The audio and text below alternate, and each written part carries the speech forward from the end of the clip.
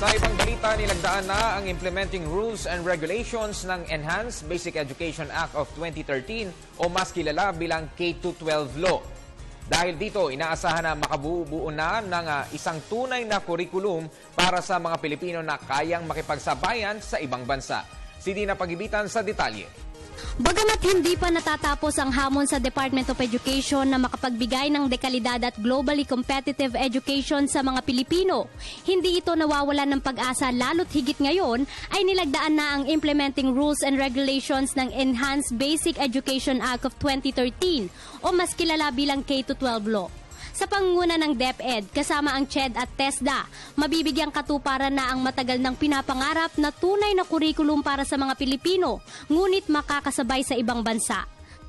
Ito siguro na pinakamahabang konsultasyon na ginawa ng mga ahensya para sa isang batas na may wide-ranging effect. No? Ito ang fully implementation ng K-12 program o ang pinagsamang kindergarten at 12 years ng elementarya at high school education na isinunod sa global education standards. After K-12 program, talagang nakikita nila ngayon na may trabahong naghihintay na doon sa ating mga would-be graduates.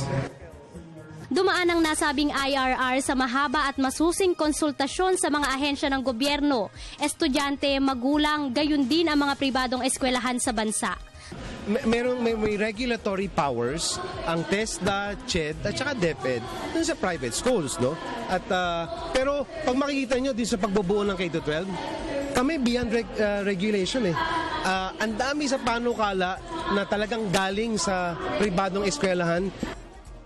Samantala, malaking tulong naman ang nasabing K-12 curriculum sa mga estudyante, gayon din sa mga guro ng Don Roses National High School. Kasi po dahil po dito, nalaman ko po yung mga pwede ko pong gawin kapag dating po sa future. Makatulong po sa akin. Ganun. Siyempre, may sense of accomplishment kapag yun ay turo natin, nagagawa nila ng tama. So, hindi lang sila yung nasisiyahan, siyempre pati kami. Para sa Telebisyon ng Bayan, ako si Dina Pagibitan.